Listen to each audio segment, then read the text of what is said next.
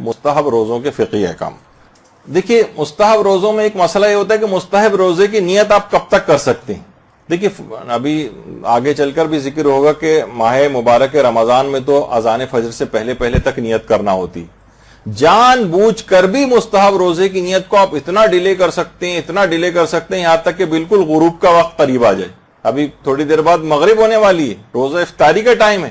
ٹھیک ہے، اس دوران بس آپ نے کوئی روزہ توڑنے والا کام نہیں کیا، یعنی منافی روزہ کوئی کام نہیں کیا، تو جان بوجھ کر بھی آپ پورے دن بغیر نیت کے رہیں اور اس کے بعد پھر 10 منٹ پہلے مثلا افطار سے آپ مستحب روزے کی نیت کر لیں اور 10 منٹ بعد افطار کر لیں، مستحب روزے کا ثواب آپ کو مل جائے گا. تو یہ یعنی فجر سے غروب تک کبھی بھی مستحب روزے کی نیت کر سکتے ہیں اور جان بوجھ کر بھی کر سکتے ہیں، مستحب روزے کا ثواب مل جائے گا. اچھا دیکھیے، واجب ماہ رمضان کے آدھا روزوں کے اندر تو آپ کو نماز فجر سے پہلے پہلے تک لازمی نیت کر لینی ہے. اس کے بڑے دقیق مسائل ہیں جو کہ آگے چل کر استقبال رمضان کی کلاسز وغیرہ اور رمضان کی کلاسز میں بھی اس کے مسائل آئیں گے. اچھا، جو اگر آپ واجب قضا روزہ رکھنا چاہتی ہیں تو اس کی نیت آپ زوال آفتاب سے پہلے پہلے تک کر سکتی ہیں، یعنی دوپہر ظہر تک. مثلا واجب قضا جیسے آج کل اگر آپ رکھنا چاہیں کہ میں اپنے کوئی قضا ماہ مبارک رمضان کے روزے رکھ لوں، اور آپ سو کر اٹھیں صبح 10 بجے مثلا، اور ابھی آپ نے منافی روزہ کوئی کام نہیں کیا، اسی وقت آپ نے سوچا کہ آج میں ایسا کرتی ہوں کہ قضا روزے کی نیت کر لیتی ہوں. آپ قضا روزے کی نیت کر سکتی ہیں، چاہے آپ کو اس سے پہلے رات کو ارادہ بھی نہیں تھا، آپ کا اب ارادہ بنا ہے لیکن آپ نے منافی روزہ ابھی تک کوئی کام نہیں کیا، تو زوال آفتاب سے پہلے پہلے تک رمضان کے قضا روزے کی نیت کی جا سکتی. بس صرف شرط وہی ہے کہ کوئی روزہ توڑنے والا کوئی کام ایسا آپ نے نہ کیا ہو. اچھا، اب کیا روزے میں کسی مرحوم یا زندہ کی نیابت کی جا سکتی ہے؟ دیکھیے واجب روزے میں تو ظاہر ہی نہیں ہو سکتا کہ ابھی مثلا والد حیات ہیں، والدہ حیات ہیں اور وہ روزے نہیں رکھ پا رہے ہیں تو ہم ان کی طرف سے رمضان کا روزہ رکھ لیں یا ان کی طرف سے قضا روزے رکھنا شروع کر دیں. یہ چیزیں پاسبل نہیں. مستحبات میں البتہ پاسبل ہو سکتی ہیں کچھ چیزیں، وہ بھی ان کا بیان ہوگا. تو اچھا دیکھیے، 2 طرح سے چیزیں ممکن ہوتی ہیں ثواب ہدیہ کرنا. ایک تو ہوتی ہے نیابت کرنا. نیابت کرنا مردہ کی بھی نیابت ہوتی ہے، زندہ کی بھی نیابت ہوتی ہے کہ یہ عمل میں فلاں زندہ کی طرف سے کر رہا ہوں. اس میں کچھ پابندیاں ہیں کہ کون سی چیز زندوں کی طرف سے ہو سکتی ہے اور کون سی چیز مردوں کی طرف سے ہو سکتی ہے. لیکن اہدا جو ہے یعنی ہدیہ کرنا، یہ زندہ اور مردہ دونوں کے لیے بالکل صحیح. مثلا آپ نے 2 رکعت مستحب نماز پڑھی اور اس کے بعد آپ نے کہا کہ اس 2 رکعت مستحب نماز کا ثواب میرے والد گرامی کو پہنچے جو کہ اس وقت حیات ہیں مثلا، یا میری والدہ جو اس وقت حیات ہیں، یا فلاں رشتہ دار جو اس وقت زندہ ہے، اس کو بھی آپ ہدیہ کر سکتی ہیں. تو ہدیہ تو سب زندہ کو بھی ہو سکتا ہے، مردہ کو بھی ہو سکتا ہے. لیکن نیابت، اچھا نیابت کے اندر بھی دیکھیے بہت ساری چیزیں ہیں. کچھ مستحبات ایسے ہیں جیسے تلاوت قرآن، آپ اپنے لیے تلاوت قرآن کروائی جا سکتی. سورہ فاتحہ، جب مرحوم کے لیے سورہ فاتحہ کا پرچہ جا رہا ہے اس میں آپ اپنا نام بھی شامل کروا سکتی ہیں جو کہ زندہ بیٹھے ہوئے ہیں. مثلا ایصال ثواب کی مجلس زندہ کی طرف سے بھی ہو سکتی، زندہ کی بھی ہو سکتی، تو اس میں کوئی حرج نہیں ہے. بہت سے مستحبات ایسے ہیں. لیکن نماز و روزے کا ایک مسئلہ ہے. نماز و روزے کا آغا سیستانی اور آیت اللہ خو یہ فرماتے تھے کہ زندہ کی طرف سے نماز اور روزہ مستحب، یعنی مستحب نماز اور مستحب روزہ رجائے مطلوبیت کی نیت سے جائز ہے. کنفرم مستحب ہونا ثابت نہیں ہے. رجائے مطلوبیت امید ثواب میں زندہ کی طرف سے بھی نیابت ہو سکتی. البتہ امام خمینی اور رہبر معظم وہ یہ فرماتے ہیں کہ زندہ کی نیابت میں مستحب نماز و روزہ نہیں ہو سکتی، ہدیہ ہو سکتی. ہدیہ پہ تو سارے قائل ہیں کہ مستحب نماز آپ نے پڑھی، مستحب روزہ آپ نے رکھا اور اس کے بعد زندہ کو اپنے کسی رشتہ دار کو ثواب ہدیہ کر دیا، چاہے مردہ کو ثواب ہدیہ کر دیا. لیکن نماز اور روزہ ایک ایسی چیز ہے کہ آغا خوئی اور آغا سیستانی بھی فرماتے ہیں کہ رجائے مطلوبیت کی نیت سے تو کر سکتے ہیں لیکن کنفرم مستحب کی نیت سے نہیں کر سکتے. اور امام خمینی اور آغا خامنئی تو فرماتے ہیں نہیں، زندہ کی طرف سے نیابت نہیں ہو سکتی نماز اور روزے کے لیے. البتہ خود پڑھنے کے بعد ثواب ہدیہ کر دیں. ہاں کچھ عبادت ایسی ہیں جو زندہ کی طرف سے نائب بن کے بھی کی جا سکتی ہیں. مثلا اس کے اندر آتا ہے طواف، مستحب طواف. اس میں آتا ہے مثلا عمرہ، یہ زندہ کی طرف سے بھی ہو سکتا ہے کہ ہمارا کوئی رشتہ دار یہاں پر ہو اور ہم اس کی طرف سے عمرہ کر لیں. مستحب حج یہ آتا ہے باقاعدہ، اور یہ فقہی مسائل کے اندر بھی چیز آتی ہے. اور ایک سوال اٹھتا ہے کہ کیا امام زمانہ علیہ السلام کے لیے اللہم صلی علی محمد وعلی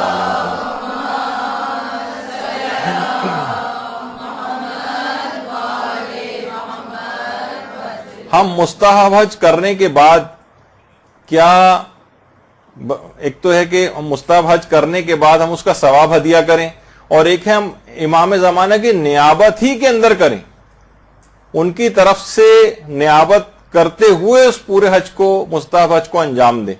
تو علماء کہتے ہیں جائز تو ہے، لیکن بہتر یہ ہے کہ نیابت نہ کریں امام زمانہ کے لیے، بلکہ خود اپنی نیت سے مستحب حج کریں، اس کے بعد ثواب امام زمانہ کو ہدیہ کر دیں. یہ ذرا بہت بڑا کام ہو جائے گا کہ امام زمانہ کی نیابت کرنا. اور آگے کچھ علماء تو ایسے بھی ہیں جیسے آیت اللہ بہجت، وہ تو یہ فرماتے تھے احتیاط واجب کی بنا پر امام زمانہ کی نیابت نہیں ہو سکتی حج میں.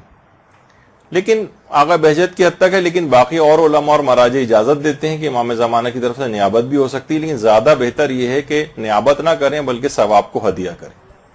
اور نماز و روزے کے اندر بھی آپ نے سن لیا کہ احتیاط کی راہ یہی ہے. اچھا، اب ایک مسئلہ آتا ہے کہ کیا مسافر، ابھی ایک ایک مسئلے کو آگے لے کے جا رہے ہیں تاکہ مستحب روزوں کے جو فقہی احکام جو بہت دلچسپ ہیں وہ بھی آپ کے سامنے آ جائیں. تو پہلے تو یہ کہ کیا مسافر سفر میں واجب روزہ رکھ سکتا ہے؟ جواب ہے کہ نہیں. مسافر جس کا بھی 10 روز سے کم کا سفر ہے وہ سفر میں واجب روزہ نہیں رکھ سکتا ہے. پھر دوسرا سوال یہ کہ اب کیا سفر میں مستحب روزہ رکھا جا سکتا ہے؟ تو دیکھیے، سفر میں مستحب روزہ بھی نہیں رکھ سکتے. سفر سے مراد وہ سفر کہ جو کہ 10 روز سے کم کا ہو. ظاہر ہے 10 روز سے زیادہ قیام ہے، مقیم ہونے کے بعد تو نماز اور روزہ کرنا پڑتا ہے وہاں پر. تو کیا سفر میں مستحب روزہ رکھا جا سکتا ہے؟ جواب ہے نہیں، سفر میں مستحب روزہ نہیں رکھا جا سکتا.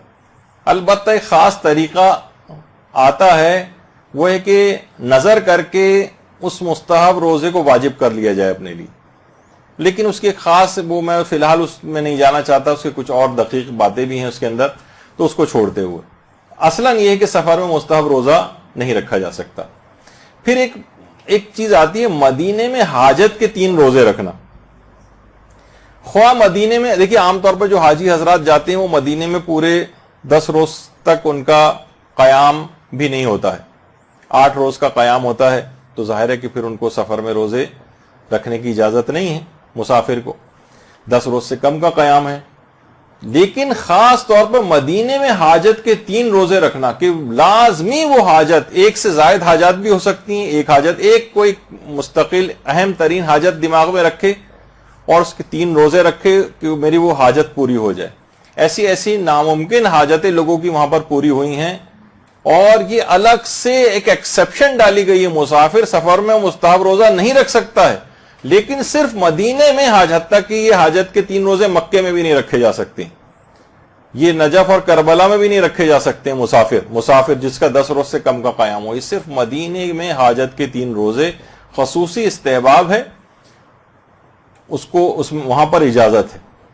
اور یہاں تک کہ ایک دفعہ ہمارے استاد محترم نے بات بیان کی تھی کہ ایک صاحب تھے جن کے 13 سال کے لڑکے کو ایک خطرناک بیماری ایڈز ہو گئی تھی. بہت سارے اس کی وجوہات ہوتی ہیں، کوئی خراب کانٹامینیٹڈ نیڈل جو ہے وہ استعمال ہو گئی، انجیکشن استعمال ہو گیا، بلڈ ٹرانسفیوژن میں وائرس چلا گیا کسی بھی وجہ سے. تو انہوں نے آ کر اس نیت سے، اب تو ہو گئی تھی ایڈز اس کو، لیکن حاجت کے 3 روزے رکھے، اور جب واپس گئے تو اس کا وہ ٹیسٹ نیگیٹو ہو چکا تھا.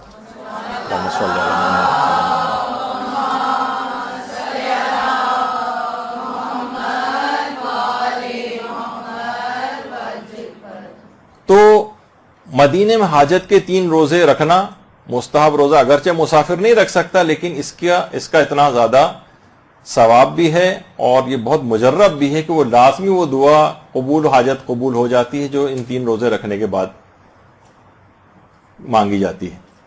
اچھا، پھر اگر مسئلہ یہ تو وہ والا مسافر رکھ سکتا ہے نا کہ جس پر کوئی قضا ماہ مبارک رمضان کا کوئی قضا روزہ نہیں ہے، لیکن اگر وہ مسافر کے اور پہلے سے رمضان کے قضا بھی ہیں تو کیا تب بھی اس کو یہ سہولت ملے گی کہ وہ مدینے میں حاجت کے 3 روزے رکھ سکے؟ یہ بھی ایک بڑا مسئلہ پیش آتا ہے۔ تو علماء یہ کہتے ہیں کہ علماء میں بھی امام خمینی، رہبر معظم آیت اللہ خامنئی اور آیت اللہ خوئی وہ فرماتے تھے کہ جی ہاں، تب بھی جس شخص پر قضا روزے ہوں تب بھی اس کو اس بات کی اجازت ہے کہ وہ اس مسافر مہینے میں 10 روز سے اگر کم کا قیام ہے اس کا تو مدینے میں وہ حاجت کے 3 روزے رکھ سکتا ہے، چاہے اس پر قضا روزے ہی کیوں نہ ہو۔ البتہ آیت اللہ سیستانی فرماتے ہیں کہ جس پر قضا روزے ہوں اس کے لیے مدینے میں حاجت کے 3 روزے رکھنے میں اشکال ہے۔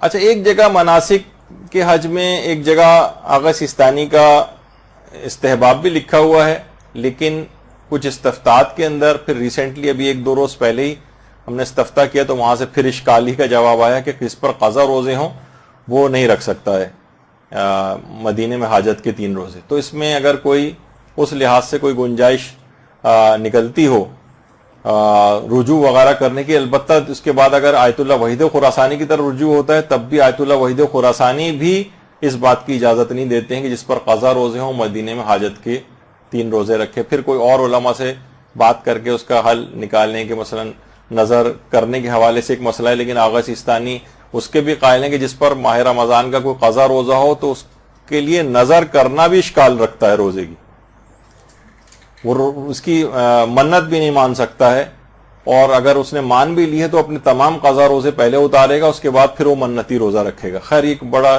پیچیدہ اس کے اندر مسئلہ ہے، تو بہرحال یہ آپ کے سامنے تاکہ ایک چیز آ جائے، لیکن یہ ہے کہ بہرحال مستحب روزوں کے اندر، تاکیدی روزوں کے اندر مدینے میں حاجت کے 3 روزے بھی ہیں، لیکن جس پہ قضا روزہ ہو، جب بھی انسان جلد سے جلد اپنے قضا چیزیں اتارے کہ آخرت میں تو اپنی جگہ نقصان ہے کہ آپ کیوں پورے کر کے نہیں آئے ہیں، تو اس دنیا کے اندر بھی دیکھیں کہ اتنی اہم ترین چیز ہے کہ وہاں اشکال پیدا ہو رہا ہے کہ وہ اپنی اہم ترین حاجت بھی قبول کروانے کے لیے جو سب کو اجازت مل رہی ہے اس کو اجازت نہیں مل رہی، کچھ مہاراجی اجازت نہیں دے رہے ہیں جیسے، تو جلد سے جلد اتارنے چاہیے۔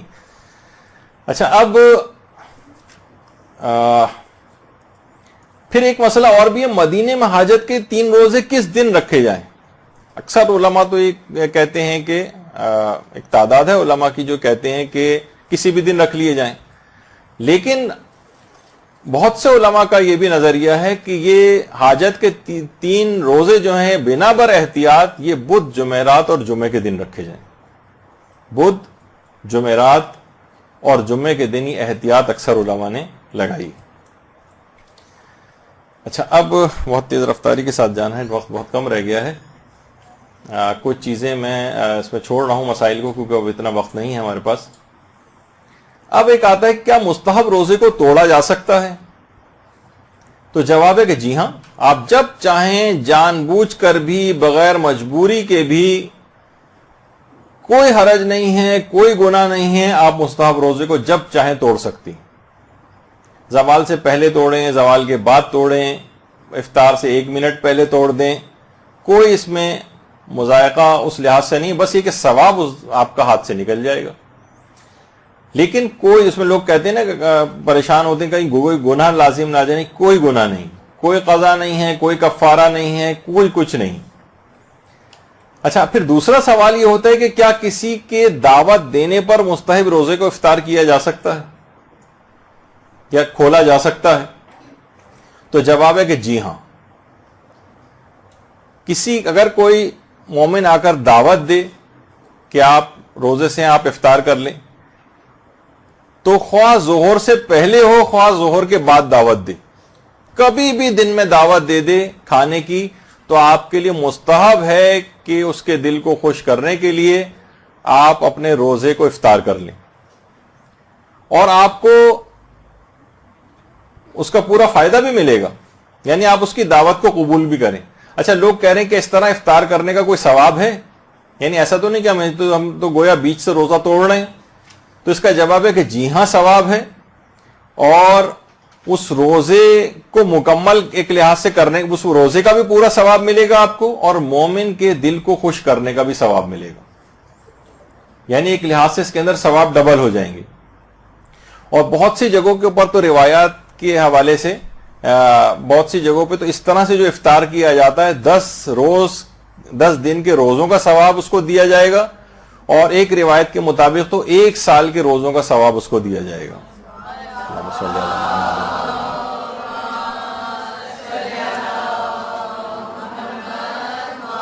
بہت سے لوگ بہت ریزسٹنس دکھاتے ہیں کہ نہیں ہم روزے کو مکمل کریں گے، روزے کو مکمل کریں گے. تو ٹھیک ہے، مکمل کر سکتے ہیں، اس میں کوئی حرج نہیں ہے، آپ دعوت مومن ٹھکرا دیں، لیکن یہ کہ اتنے بڑا ثواب بھی آپ کے ہاتھ سے نکل جائے گا. اچھا، اب کس کی دعوت پر مستحب روزہ کھولا جا سکتا ہے؟ روایت میں آیا ہے کہ مومن کی دعوت پر، مومن کا لفظ اس کے اندر آیا ہے. اچھا، بہت سے لوگ ایک سوال کرتے ہیں کہ کیا مثلا بیویاں روزانہ عام طور پر ناشتہ لگا دیتی ہیں اور دعوت دی آئیے، یعنی مثلا کہتی ہیں کہ ناشتہ کر لیں، اور مثلا ڈائننگ ٹیبل جو سجی ہوئی ہے اور بریڈ بھی ہے اور انڈا بھی رکھا ہوا ہے، جس طرح پورا ہوتا ہے اچھا ناشتہ، وہ اگر روزانہ کی بنیاد پہ ہم روزانہ صبح کو نیت کریں مستحب روزے کی اور وہ روزانہ ناشتہ لگا دے، تو کیا روزانہ لوگ کہیں گے تو کھیل ہو رہا ہے بھائی، اور یہ روزانہ بڑے آرام سے اس کی مستحب روز؟ جی ہاں، یہ مستحب روزوں کا ثواب بھی ملے گا اس کو، اور مومن یا مومنہ کی دعوت کو قبول کرنے کا بھی ثواب ملے گا.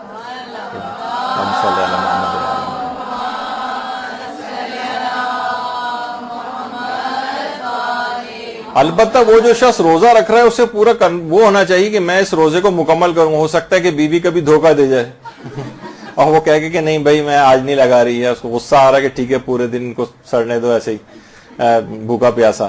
تو وہ یہ نہ ہو کہ وہ پہلے سے کہے کہ میں نیت کروں اور تم اتنے بجے ناشتہ لگا کے مجھے کھلوا دینا، یعنی یہ نہیں، اس میں جال سازی نہیں چلے گی. یعنی لیکن اگر وہ خود سے لگا رہی ہے، خوش ہو رہی ہے کہ شوہر جا رہا ہے اور جاب پہ جا رہا ہے، وہاں بھوک پیاس اس کو لگے گی، اس کو بہتر ہے کہ کھا پی بھی لے اور ثواب بھی اس کو مل جائے، تو اس میں کوئی حرج نہیں ہے، ایسا کیا جا سکتا ہے اور روز بھی ایسا ہو سکتا ہے.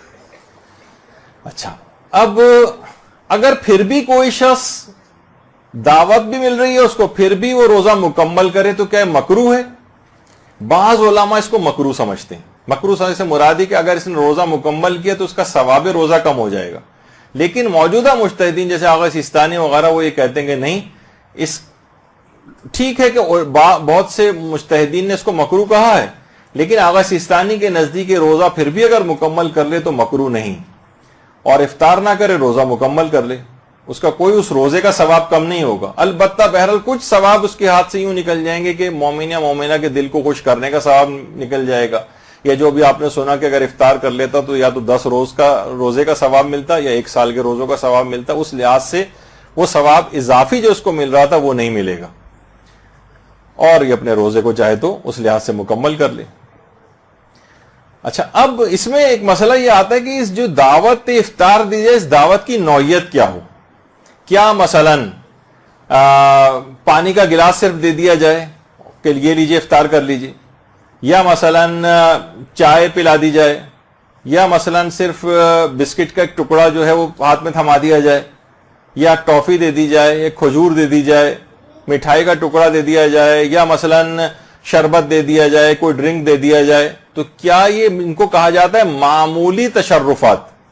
کیا اس سے بھی افطار، اگر یہ کوئی پورا کھانا نہیں دے رہا ہے کوئی بلکہ اتنی سی کوئی چیز پکڑا رہا ہے ہاتھ میں، تو کیا تب بھی مستحب ہے کہ یہ اپنے روزے کو توڑ دے؟ تو دیکھیے اس میں آیت اللہ سیستانی اور رہبر معظم یہ فرماتے ہیں کہ نہیں، یہ کافی نہیں ہے، معمولی تشرفات کافی نہیں ہے، میل طعام یہ ہونا چاہیے. یعنی اتنا ہو کہ کھانے پینے کی چیزیں سامنے رکھی ہوں، جیسے میں نے کہا کہ ناشتہ اگر اس نے رکھا ہے تو چائے بھی ہے اور بریڈ بھی ہے یا پراٹھا بھی ہے اور انڈا بھی رکھا ہوا ہے، یعنی اس طریقے سے کہا جائے گا کہ ہاں یہ میل ایک ہے موجود. لیکن اگر کوئی اتنا چھوٹا سا کوئی چیز ٹکڑا پکڑا دے، کوئی بسکٹ پکڑا دیا، کوئی اس طرح کی چیزیں، تو یہ معمولی تشرفات سے روزہ کھولنے کا پھر وہ جو استحباب ہے وہ نہیں. یہ کیا ہے کہ مومن کے دل کو خوش کرنا، اتنا سے جو ہے وہ ٹکڑا بسکٹ کا دے رہیں گے، ہمارا بڑا دل خوش ہو رہا ہے آپ کو روزہ افطار کرانے سے، وہ آپ کا بھی خوش نہیں ہو رہا ہے تو ان کا کیسے خوش ہو رہا ہے. تو خیر، تو دعوت کی نوعیت، تو اکثر مراجع یہ کہتے ہیں نہیں معمولی تشرفات نہیں چلیں گے, تھوڑا سا یعنی اہتمام ہونا چاہیے, اس کا کھانا ہو یا مثلا اس طرح کی کوئی چیز ہو کہ جسے کہا جائے کہ ہاں یہ طعام ہے. البتہ آقا خوئی کے مقلدین کے لیے ایک بڑی سہولت اور آسانی ہے, وہ فرماتے ہیں کہ نہیں ان تمام معمولی تشرفات سے بھی روزہ کھولنے کا استحباب ثابت ہوتا ہے, یعنی ثابت ہے, مقصد ہے کہ اس کو ثواب ملے گا. یعنی روزانہ کی بنیاد پہ مثلا آقا خوئی کے جو تقلید میں افراد ہیں ان کی بیگمات جو ہیں ان کو بجائے ناشتہ پکڑانے کے صرف پانی کا ایک گلاس تھما دیتی ہیں مثلا کہ بھائی اس سے بھی تو کھولنے کا ثواب ہے, تو ٹھیک ہے بس آپ یہ کھولیے اور جائیے. تو مثلا اس طرح کی جو چیزیں ہیں ان کے نزدیک آقا خوئی کے میں ثابت ہو جاتا ہے, اس سے یعنی مستحب کا ثواب مل جائے گا اور روزہ کھولا جا سکتا ہے. اچھا, اب ایک سوال اس کے اندر یہ ہے کہ روزہ کھولنے کا تو ثواب اس کو مل رہا ہے, یہ جو کھلوا رہا ہے کہ اس کو بھی کوئی ثواب ہے؟ یعنی کھلوا رہا ہے یا توڑوا رہا ہے جس کو کہا جائے, پورا اگر رکھ لیں روزہ اور اس کے بعد افطار کروائیں کسی کو, وہ تو ایک الگ سے ثواب ہے.